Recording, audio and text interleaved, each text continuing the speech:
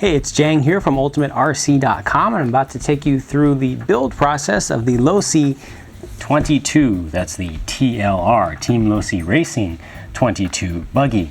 The revolutionary new metal chassis, long wheelbase wonder that they've come out with recently. I'm going to take you through the whole build-up process of this over in the workshop, pretty much by the book.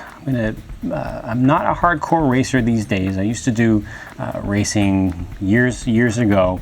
I was happy with it, but nowadays I'm more of a basher and just kind of a casual practice guy. So I'm not going to get super hardcore and technical into setup things that you can do, little tricks that you can do additionally above and beyond what they ask of you in the instruction manual. I'm not going to go out and look up any setup sheets and try to apply that while I'm building it. I'm just going to build it the way that TLR intended according to their instructions.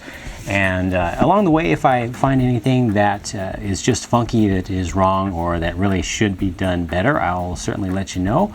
But for the most part, I'm just going to just do a normal build with it, and I'll be doing it with the rear motor configuration, because I am based in the United States, and even where I run, we have pretty good traction and well-maintained tracks, but still the rear motor configuration works much better than the mid to give you more rear traction.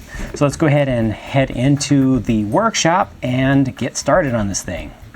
All right, so we begin this adventure with bag A, which by my count contains within it a total of 19 unmarked bags, nestled 2, 3, and 4 bags deep.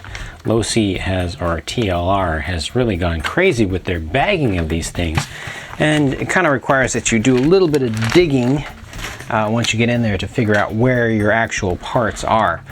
This build begins with the parts for the steering setup. You set up your steering servo.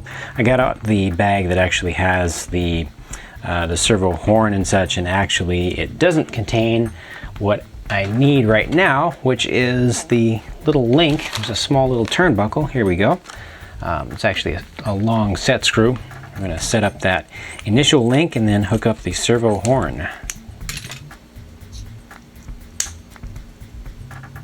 Here's the big feature that everybody was surprised about when the 22 was first announced, the aluminum main chassis. These little side plates just go on there. I'm going to screw those on. Then the entire servo assembly, servo hold down, have these nice little braces that actually give you a lot of longitudinal bracing, and these are reinforced plastic mounts that they have on here, so everything's going to be extremely stiff.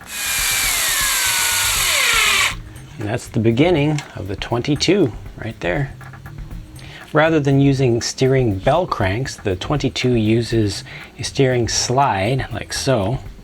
It's actually just going to go back and forth horizontally.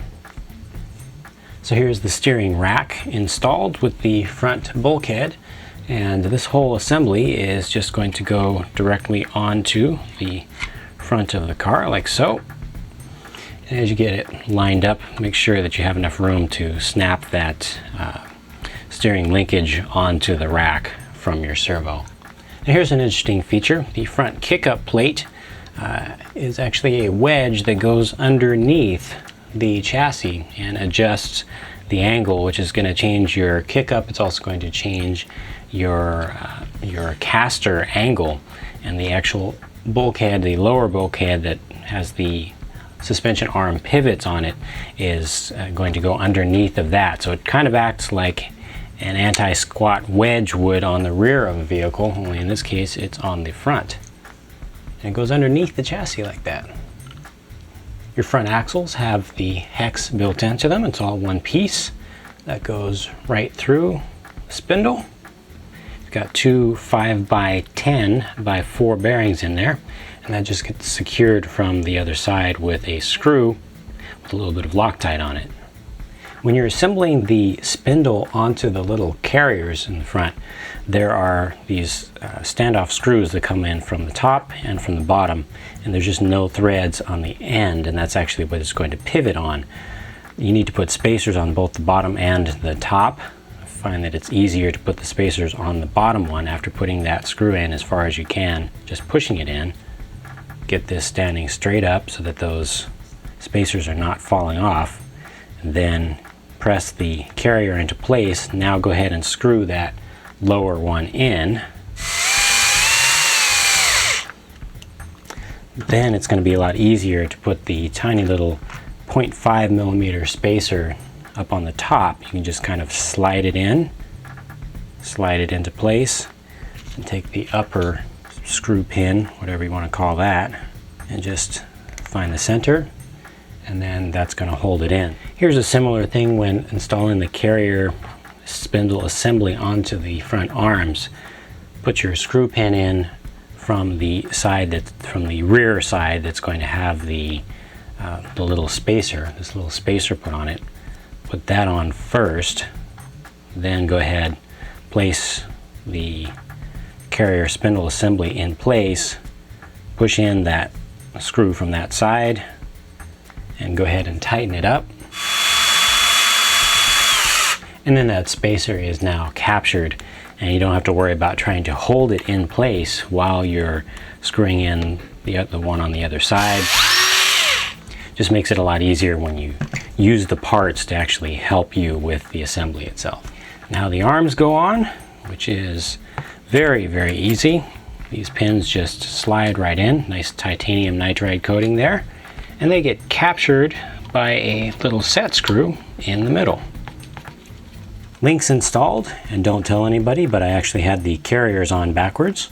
Front shock tower installed, and when you put these shock mounts on, one side is actually slightly shorter, and they don't show you how to orient that in the manual. Put the short side in, so the long side is out for you to actually slide your shock mount bushings over. It also helps to use 2 of those little T-wrenches if you have 2 available. So you can have one coming in from the back for that 3mm screw, and then one using the larger side to hold the hex that's on the mount itself as you tighten it down. And then finally on goes the front bumper, which also has a skid plate bit to it to help make up for all that gap under here where you had your pivot block and also the kick-up plate installed. And that just goes on with 2 really long screws. And the front end is done except for the shocks and mounting the wheels and tires. And now it's time to move on to the rear.